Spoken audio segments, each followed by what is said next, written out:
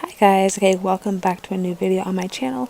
So this is a what is on my phone. So some people have been asking what's on my phone, so I decided to make this video, and my phone is really incredibly organized, so this won't be a very long video, but I have a lot of apps because I have 128 gigabytes of storage on this phone. So there's lots of apps, lots of videos, lots of pictures and everything, and so I really hope that you guys enjoy this video. So let me go ahead and get started with this. So the first set of apps that I'm going to go into are the photo section. I have a huge photo section because I'm a blogger, and so I have tons of apps on my phone that are perfect for every blogger or just people in general looking to make great content for Instagram, Twitter, Facebook, Pinterest, whatever you're working with. This is a big section of apps, and so I really think this section helps me create and curate all of what I post and put up for you guys to see. So as I said, I have a huge photo section, and recently I just updated my phone to the iOS 10, so this is almost a little bit of a sneak peek of what you'll see if you get iOS 10 when it comes out, because I'm one of the beta testers, which isn't hard to do, but I'm one of the beta testers, so I'm seeing what's all about to come out on iOS 10 before a lot of people go out and get it, and I'm gonna give feedback and everything. But this is one of the really cool features. It's the memories, and so my iPhone will automatically go through and curate a memories folder for each trip I take, which is really cool and a really awesome way for me to see like everything I've done in the last few months, places I've been to, people I've seen, people I've met, etc. And I also have a bunch of apps that I'm really into, like Instagram, where I have my feed, which has actually become quite cohesive in the last few weeks. And like I do one dark photo, one light photo, and then one photo of myself. And that photo of myself is kind of a random picture. And right now it's in the middle, but in a few days it'll be on the first column or the third column. It just kind of depends on when I post and how often I post in the next few days.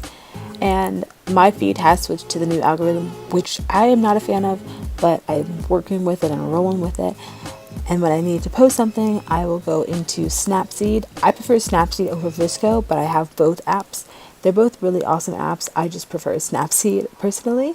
And so I need to post something, I go into Snapseed, I'll edit real quickly.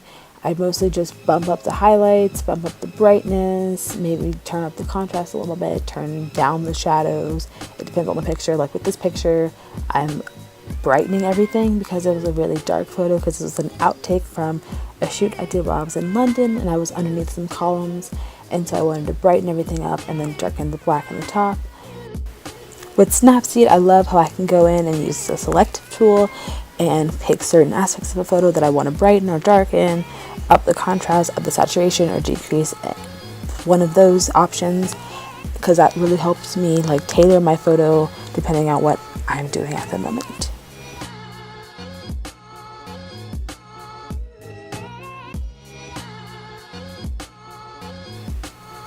So my next set of apps is my productivity section. I really don't do much with this productivity section, but I do use Spotify like there's no tomorrow. I have Spotify Premium on the student plan, and so I have tons of playlists that I just save, play in my car, play during work, or while I'm working out. Like this is my workout playlist, which has everything from Beyonce to Drake to Fergie. In iOS 10 they redid the entire clock app, which is cool because it now has a black face instead of a white face. But I do like some of the new features, like the bedtime feature I think is really cool. I need to start using it more and figure it out. I have no idea how it works right now, but I use a lot of the alarms. None are set right now because I'm in between jobs and I'm trying to figure out what time I have to get up and everything, but I have a lot of stuff.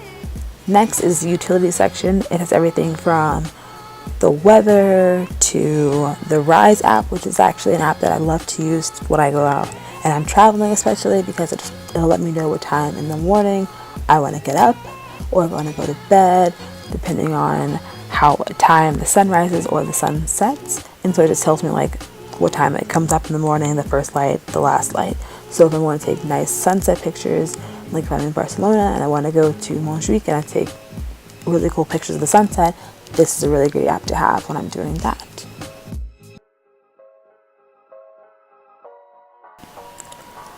So next up are my socials. I have all of my social apps besides Instagram and this one.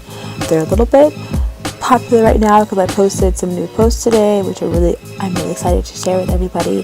But I have everything from my YouTube account to my Pinterest to Snapchat to Twitter to Facebook.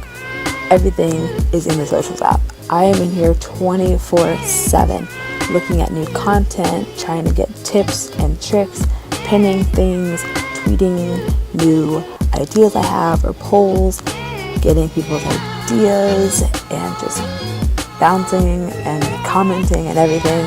It's kind of ridiculous how much time I spend in this section of my phone, but as a blogger I have to spend a lot of time in here in order to make a big impact on what I do. And so this is a really important app, and it's full of all of everything I love to do, and I just love this section because it makes my day a little bit easier because I can just go into the section and go through all of my apps and then come back out.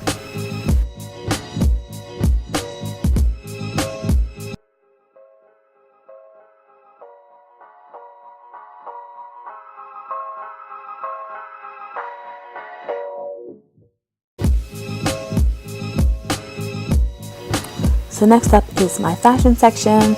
I have all my little fashion apps in here. I love to use the Feels app. Right now, since I'm on iOS 10, it's not working and it's stressing me out, but I do love this section. Next is my game section. Since I travel so much, I have to have a big repertoire of games I play on the plane, on the train, in the car, etc.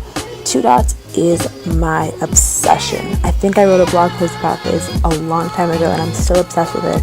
I'm on level like 600 of something, and they have little challenges on the week and weekends that I like to play with my friends, and it's really addictive. It's basically Connect the Dots, but it's such a great app. I can't even talk about how great it is and how much I love it. Then shopping is an essential app. An essential section. I couldn't live without this. I have everything from Amazon to eBay to Depop, which I'm actually about to update in a few weeks. Once I get some free time on my hands, I'm going to go through my closet, do a deep cleaning out, and there's a lot of stuff in my Depop, so there'll be a link below so you can go ahead and follow me there so you can get the updates as soon as they come out, so you might be able to grab some nice stuff if you like it. And yeah, I have a few things up already that you can go look at, and there's some other apps in here that I love, like the Zara Home app. I was single at school this year, and so I'm going to be on this app a lot, trying to find new things I want to buy for the room, like bedding or cutlery or just decorations for the room to make it my own and make it really cohesive, and things I can buy so then when I move into an apartment, then I'll have everything already ready.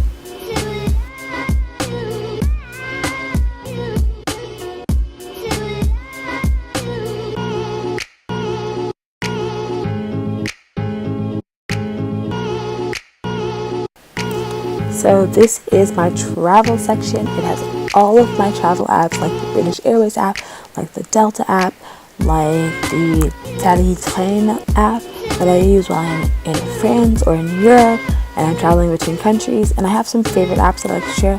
PackPoint is one of my favorites because when I travel, sometimes I like to forget things, but this is one of those packing list apps. And so say I'm going to London for a few days, like I'm going in September for Fashion Week, then I can just pop in to this app and it'll give me a really nice list. It doesn't really give me a fashion week list, but I mostly work around with what I have so I know what I want to bring, what I don't need to bring, and it just makes sure I don't forget things like extra camera batteries or running shoes for when I go work out. Like, I am a very forgetful person when I'm packing, and so this app really comes in handy for someone like me.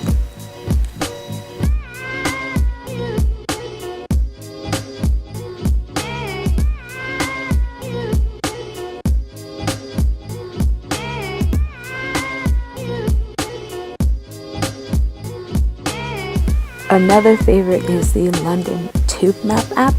When you're in London, you have to take the tube at least once just so you get the proper feel for it. And I know that I am on here constantly because I don't really want to pay for Ubers or cabs unless I'm really in a hurry. And so I have a giant tube map that gets me from point A to point B without having to really stop. Like if I'm going from Paddington Station to Heathrow Airport like I normally do, this is a really great app because it tells me where I need to get off, the best route possible, the quickest, the fastest, everything I need to know about the route. If something's closed off, I know about it, and I'm not surprised when I get to a station and it's shut down for an entire weekend like it was the last time I was there.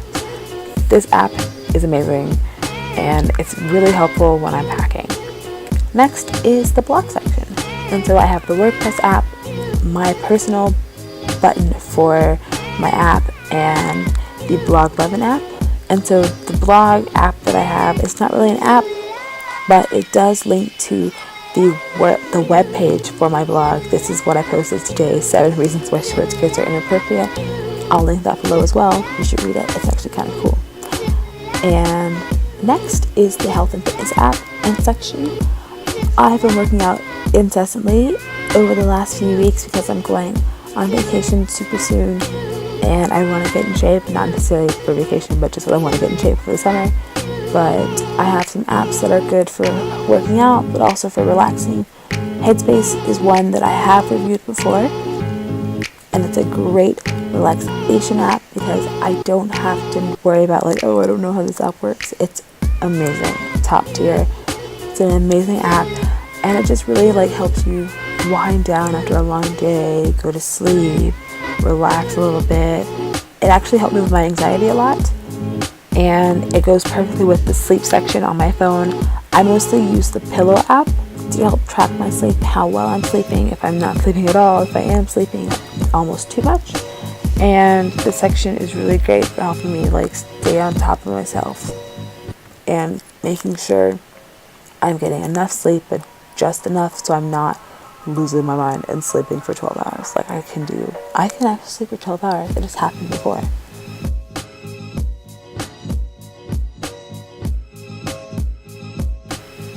So this is the food section. I really don't have a lot in it, but this is really helpful when I'm at school. And then the house search section, which is helpful for when I'm trying to find a house later on or an apartment.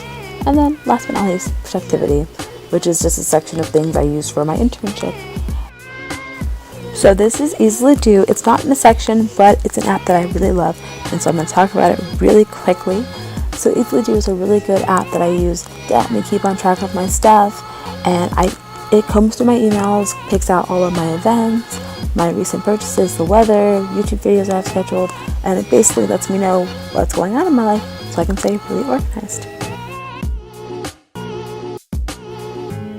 And then there's Strava, which is actually a fitness app. It doesn't really look like a fitness app. It looks more like a productivity app where I can basically join in challenges.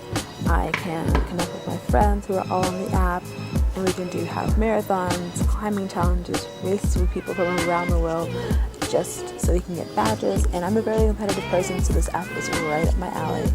And I like being able to see like my progress as I'm working out more and more. And then there is Asana Rebel. Asana Rebel is actually a yoga app. I've used it a couple times, and there are tons of different workouts that I can do because I'm really into yoga.